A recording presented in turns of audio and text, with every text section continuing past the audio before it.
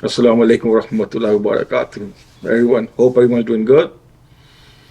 In the last video, I was asked to clear my stance, so I'm gonna clear that in front of the whole community so everyone knows where I stand and with who and what my stance is. So I'm gonna start with going back 7 years ago before I came here. I was in Tokyo doing my business and things, and Abuji called me. I picked up the phone. He's like, Assalamu alaikum, Abuji. He's like, Sultan, it's your time. I'm like, gee, he's like, it's your time to go back, go to America.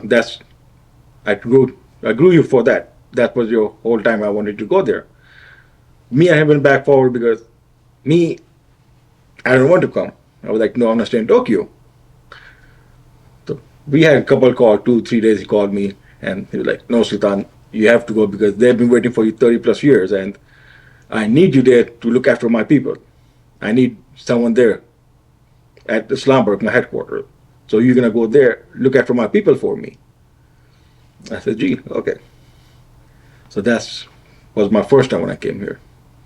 Actually, second, the first time when I came was in, I think, 90 something. So to move forward to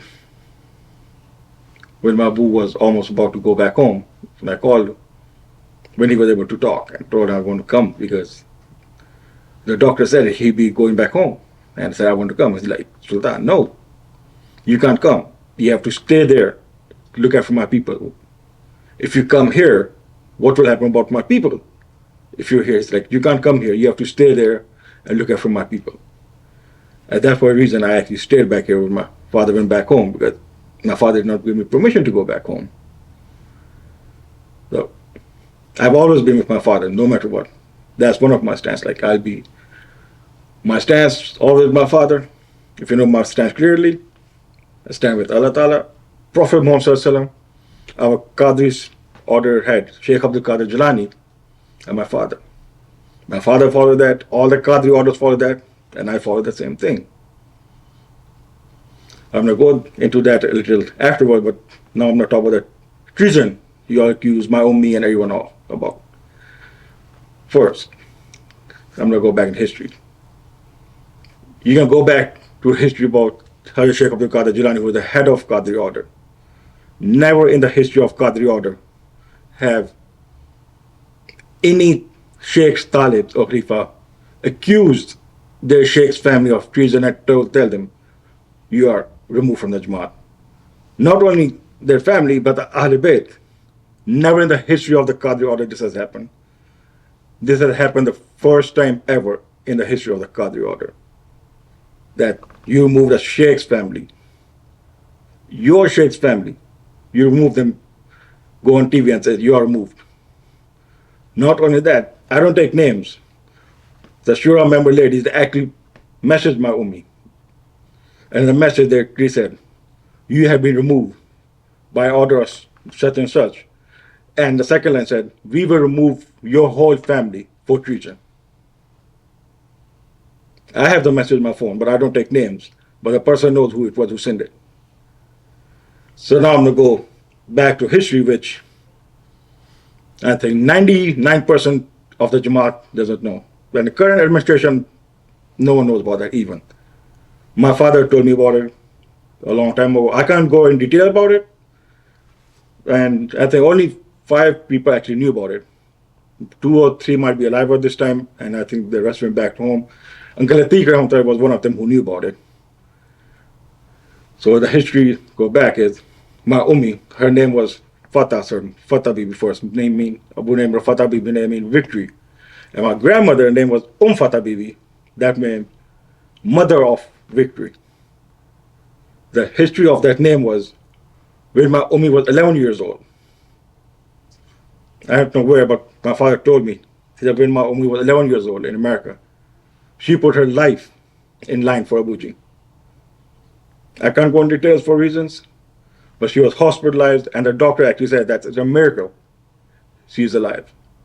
And at that point, Abu and them had to protect her and take her to Pakistan, and she stayed there for 20 years. Uncle Atiq and a couple other used to come there for years and talked to me about it, like why she can't come here to protect her and tell her like he can't go back because of this. So that's why my Abu never let my Ummi come here. So that's the person you all accused of treason, that my Ummi, she put her life in danger for Abuji. She still has the mark. And the doctors told her it's a miracle that you're alive. And that's the person you accused of treason. My Abu, when he told me the story, I was in his living room and sat with like, Sultan, sit down. I'm like, gee. He's like, I'm going to tell you today something. I'm like, okay. They're like, first thing, your mother is gold to me. I was like, okay, because me and Abu, we never talk like this. So I'm like, gee. He's like, you have to always stay with your Ummi, protect her. She's gold. And that's when he told me the story. And he said, that's why I have this community. They're going to look after your mother because she's gold. And what she did for me, no one has ever done for me. So when I go back home, he said, I have my community who's going to look after her because they will. And what you all did is accuse her of treason and remove her. And no one said anything. I can go back, I think it was a couple years ago, overseas, there's some Abu Talib's game. And they went somewhere for something, and in that convention or something, they were talking against some Ahl Bayt or something. But they sat through it. And when they came back home, Abuji somehow found out, so Abuji asked them, like, why did y'all sit through that thing? They're like, we didn't want to disrespect the people. Abu said, the moment they started talking against Ahl Bayt, you all should have gotten up and left. There's millions of stories you can say. There's one of these about Prophet Muhammad when he was in a masjid and the Sahabas, I think there were 3 or 4 were walking to the masjid to make prayer salat, and there was an old man laying in the road. He was shaitan. He took a form of old man walking down. And he laid in the road and stopped them. And he told the people to stop. And the people said, we can't stop because we're going to a masjid to make salat. They stepped over the person's chest and continued going. But when they reached the masjid, Prophet ﷺ had their back towards them. And they said, Ya Rasulullah, why are you mad with us? And Prophet ﷺ turned and said, did an old person lay on the ground and stop you all? They said, gee. And Ya Rasulullah said, why didn't you all stop? He said, because we would come in for salat. And Prophet ﷺ said, did he tell you that I'm a Syed? And they said, gee. And Prophet said, just because he said he was a Syed, you all should have not stepped over him. Like, you all stepping over his chest, you all stepped on my chest. Even though he was shaitan, just because he invoked the name that I'm Syed, you all should have stepped over him. So a lot of people know about these, but still, when they talked about, they had the private meetings about all the Sayyids talking against everyone just sat through it. Not in a history of Qadi order this has ever happened. That's what we're supposed to follow. Qadi order is a straight line. From Hazrat Sheikh Abdul Qadir Jan, it goes straight. There's no left, no right. You can go back 1,000 years and you follow the straight same order. There's no left, no right. What we're doing here is we follow the line and then we will let left and start our own line. That's not Qadri order. In the history of, I'm not going to Qadri order, you're going to go other orders. No one has ever had their talibs sign NDAs. Because a sheikh and a talib have a spiritual connection. It's a trust built through spirit, through spirituality. That's why you never heard, this is the first time ever in the history where a community has to sign NDAs. No one ever has done it. So you go back to history, you can go back as long as you won't see this. Same with Abu saying, Abu said same thing. Said, Bay'ah is taken once, and it goes down through it. It was word towards Abu's thing, Abu's wording, that Bay'ah is not a subscription that you resubscribe. It stays once. Hazrat Sheikh Abdul Qadir Jan, when he went back home, his sons, to his grandsons, I think now his grandson, great grandson is over in charge. None of them told that, we got to take Baya again because our grandfather went back, our father went back, our great grandfather went back home. Because it stays stand. You don't do these things. Because that's the Qadr order, and that's who we follow. And then we go Quran and Sunnah the same way. Same way Abu used to follow. Abu saying what? Abu said, like, the only person perfect is Prophet Muhammad sallallahu alaihi wasallam. No one else is perfect. Everyone else makes mistakes. No one, like, everyone makes mistakes other than Prophet Muhammad sallallahu alaihi wasallam. And he was a perfect human being, and he every night used to go in Shah and ask Allah for forgiveness. Even though Allah Ta'ala told him, you are promised Jannah. Abu's himself words were, no one is perfect. He himself used to say, like, I make mistakes. Everyone make mistakes. The only person who won't make mistake is Prophet Muhammad sallallahu alaihi wasallam. And he used to ask Allah for forgiveness. So who are we? Like, who are we to say we are perfect, we never make mistakes? Like the perfect human being who Allah Ta'ala says perfect, if he is asking Allah Ta'ala for forgiveness every night, so how can we say we are the perfect? It doesn't work like that. Everyone, the Prophet, you go back, Hazrat Adam, Hazrat Musa, Nabuwat comes at a time when Hazrat Musa was born. Yes, he was born as a prophet, but where did he go? He grew up with Pharaoh, under Pharaoh. When he started getting his Nabuwat, that he started knowing he was a messenger, when he went free the people, he went to the mountain, he spoke to Allah. That's when he started getting his Nabuwat from Allah Ta'ala, that I'm a messenger. Hazrat Shaykh Abdul Qadir Jilani, there's different steps. Hazrat Shaykh Abdul Qadir Jilani was Avasi. Avasi means, Avasis are the sheikhs who actually don't need any spiritual leaders because they are guided directly by Prophet Muhammad sallallahu alaihi wasallam. It's called Avasi. Hazrat Shaykh Abdul Qadir Jilani was one of them. I think Hazrat Mian Isa one of them. Abuji was one of them. And but there's not a lot of Avasi sheikhs because they don't do any spiritual. Hazrat Shaykh Abdul Qadir Jilani had teachers. Because to show the world, he had to have teachers.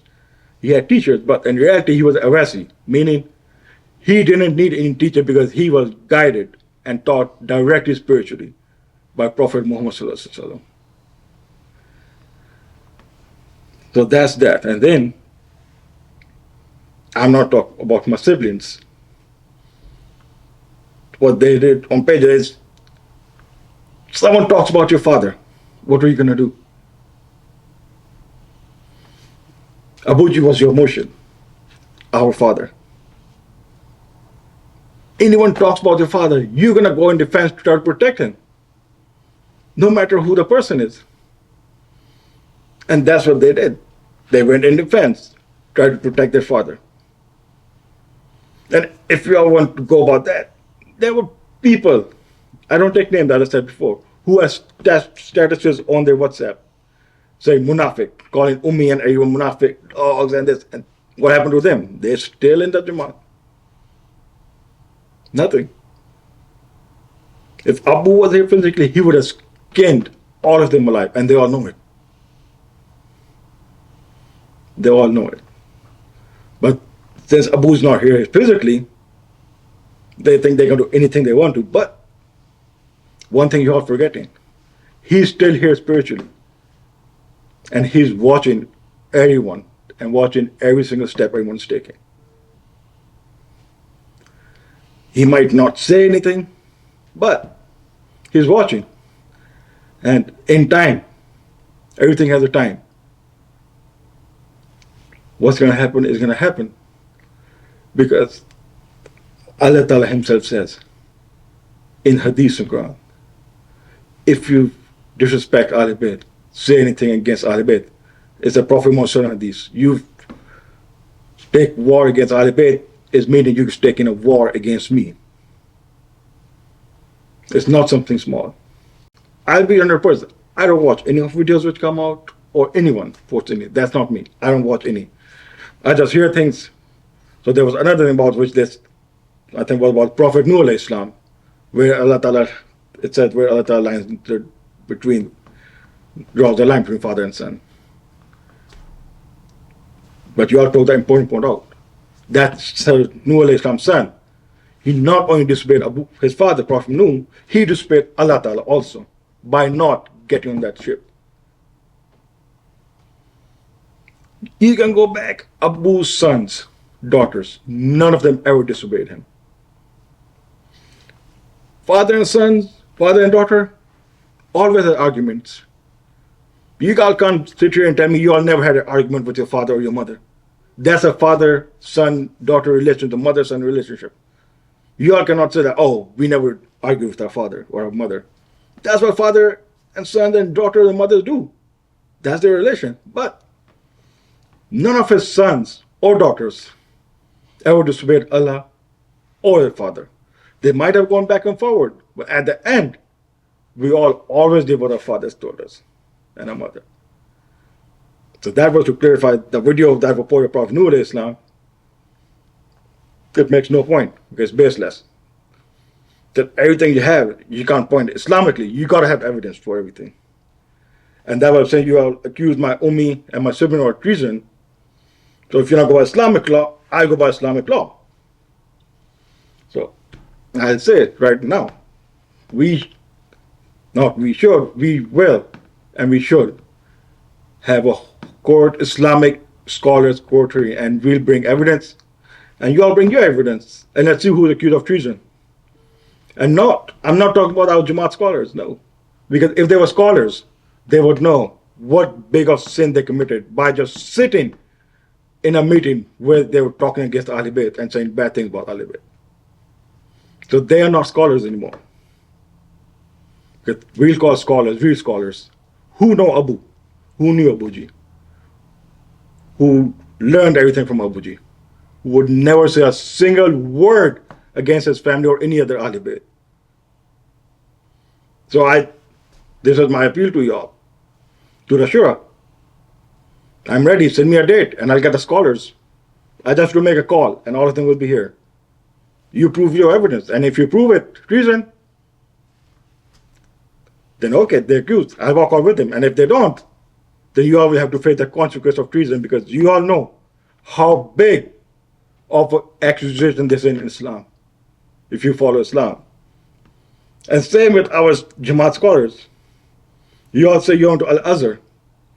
If anyone in Al-Azhar University finds out you all stood against Ahlul Bayt or said things against Ahlul Bayt, they would take your degrees again, and again, take your degrees from you, and most likely ban you from Egypt and take your scholarly, your ulma title away from you all. If you're not Islam, that's how Islam works. You can't pick and choose. No, we not do this, we not do this. We follow Islam, Qadri order, it's a straight line. There's no left, there's no right in it. That's what we follow. That's what Abuji taught us to follow. Abuji told us from day one, Abuji said himself, he's like, we follow Quran and the Sunnah and the Qadri order and nothing else. And that's what we are supposed to do. And they were saying, I heard the Shura went around telling people that Abuji said this about his son, said this about his daughter. When a parent gets angry, he says a lot of things. In anger, a father will say things about his son, his daughter, but that doesn't mean he really means it. You all parents might have said things to you in anger. That's a father-son and father and daughter relationship. My father, when me and my father went back and forward, he said things to me. What does that mean? Nothing. He was in anger. And when the anger went down, cooled down, everything's back normal. And that's how it is. Same with my other sibling. Yes, my father got angry. He said things. And I can say a million things Abuji said about the Shura members when he was angry. But I stay quiet. Because I know those things Abuji said to them was in anger. And when the anger cooled down, it's back normal. Okay. So that's why I say, like, I stay quiet for a reason. Like, people might take my silence for weakness. But my silence is not my weakness. I stay silent for a reason. Because if I start saying things, a lot of people will be shocked because I know a lot. Abu told me a lot history about people, so that's why I keep quiet. That's why they say Ali promise, or even said silence is better. So that's why I say quiet and let Allah Ta'ala deal with everything. I'll tell you all one thing. You all move me, accuse Syed out of bed. That's sure on everyone. You all need to ask for Allah's forgiveness before Allah's wrath falls on everyone. No one knows when His wrath falls. No one can say, oh, I know when it falls. No, only Allah Ta'ala knows when His wrath can fall. And I'm telling you, it will fall. When? Allah knows best. So I'm like, Qiyamah, no one can tell when Qiyamah is. Even Prophet Muhammad himself said, I don't know when Qiyamah is. Only Allah is the knower of Qiyamah. And same with our Jamaat. From day one, I said, we need to be a community. Everyone needs to stay together. If anyone ever told you, say it's upset, take sides or don't do this, bring them to me and I'll say it to their face. When did I say that? From day one, I said, one community. Like Abuji used to say, we are one big community. In Islam, you don't force Islam on anyone. Prophet Muhammad himself said, Islam is of love and peace. You don't force your religion, Islam, on anyone. Even non-Muslims, you don't force Islam on them. You got to go back in history when Prophet Muhammad was in the village and the kids started throwing rocks on him. He was bleeding from his feet, blood dripping. And the Jibreel came rushing down to him and said, Ya Rasulullah, give me permission and I'll smash these mountains and kill all these people. Prophet Muhammad said, no. Because even if one of this person becomes Muslim, one is good. So don't do it. So that's for me saying, that's the example we follow. And he showed mercy on non-Muslims, Muslims. And over here we are threatening our own community member that we're going to remove you if you don't do this. Abu never did this, so why are we doing this? That's what we're supposed to follow. The ideal Prophet Muhammad we're supposed to follow.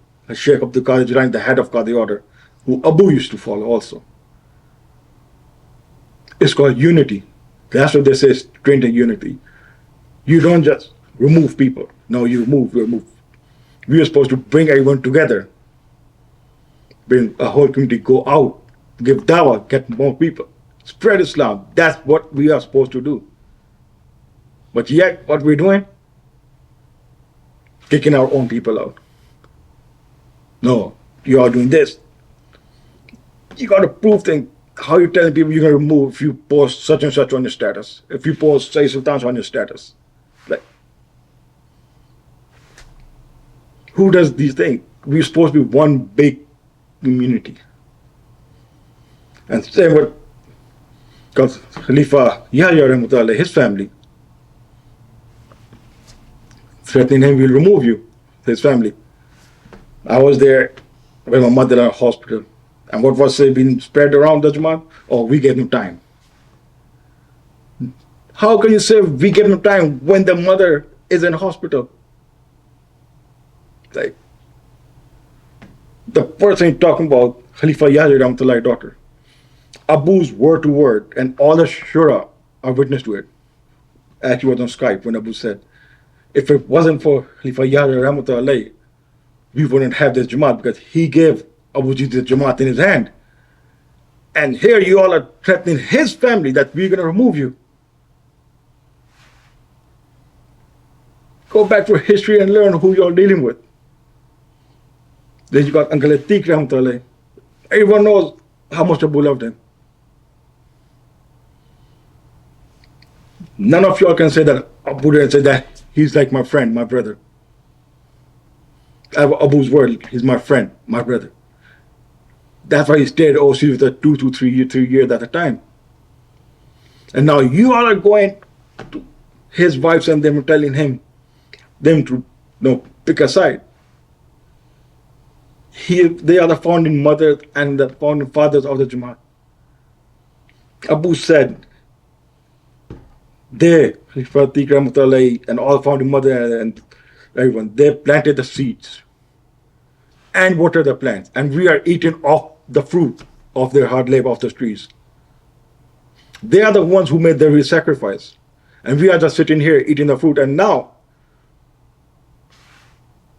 we are, not us, but their family have been threatened, their wives have been threatened that if you all don't pick a side, you are removed. There's no side in the Jamaat. And day one, since day one, there was no side. This has always been my father's Jamaat, Sheikh Syed Mubarak Shah Jilani's Jamaat, and always will be his Jamaat, no matter what anyone says. And he always said, keep your people together, keep everyone together. He used to send me over Khalifa, gather people, bring them back. No matter what they do, no matter what they're doing, bring them back, help them. And we had a couple meetings and bring me, Khalifa Rashid, with people, because Abu, no matter what people did, Abu didn't remove them or kick them out. Abu's thing was bring them back in, help them. Whatever they need help with, help them, bring them back. Do not kick people out. The narrative is still the same, it hasn't changed. As Abu said to Shura, you all work for the people don't work for you all. And that was Abu's exact words, like, you all work for my people. You all are not inspectors over my people. Like Abu said, these are my people. These are not your people. You all are just working for the people. And the people don't work for you. But here the narratives have been changed.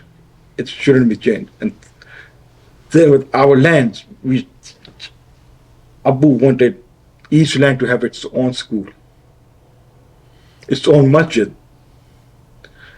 its own madrasa, before we did anything big outside. Abu said, make sure every land, and everyone is witness to it.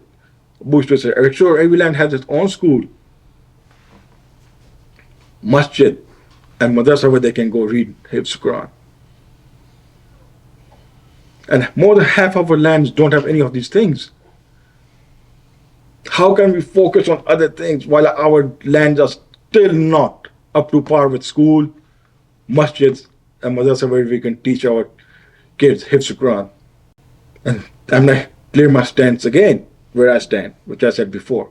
My stance from day one and will always be with Allah Ta'ala, Prophet Muhammad Sallallahu Alaihi Wasallam, our Qadri order head, Sheikh Abdul Qadir Jilani, and my father.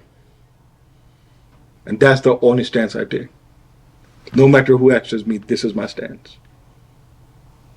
And I will always follow that stance. So this is where I'm going to end. The message will be always follow what Abuji said. And he always said, follow Quran and the Sunnah. And that's what we follow. And follow the footsteps of Prophet Muhammad Sallallahu Alaihi Wasallam. If you don't follow the Qadri order, you have to go nowhere else. Hazrat Sheikh Abdul Qadir Jilani, the head of Qadri order, and you can find anything you want about Qadri order from his books or him, or from Abuji discourses. But we follow Prophet Muhammad Sallallahu Alaihi Wasallam, Quran and Sunnah, and Sheikh Abdul Qadir Jilani. I'm going to end with this. And Assalamu Alaikum, everyone, and